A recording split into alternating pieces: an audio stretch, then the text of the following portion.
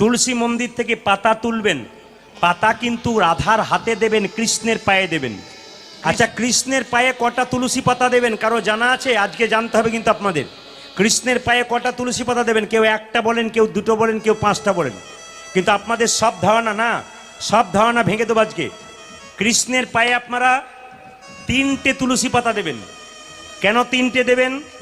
আমার দিকে তাকিয়ে নেন, আমি আপনাদের বুঝিয়ে দিই।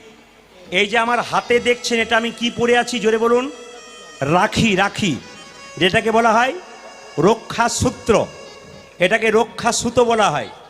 এই রক্ষা সূত্রটা ভাই বোনকে পরায়, বোন ভাইকে পরায়, দিদি ভাইকে পরায়, আবার দাদা বোনকে পরায়, আবার বন্ধু বন্ধুকে পরায়। একটা একটা করে জানবেন। এই যে রাখি বন্ধন উৎসব, আমি তখন ছিলাম আলিপুরদুয়ার, মানে কোচবিহার আলিপুরদুয়ার, কত দূর বুঝতে পারছেন তো? ওখানকার ছেলে মেয়েরা আমার হাতে রাখি বেঁধে দিয়ে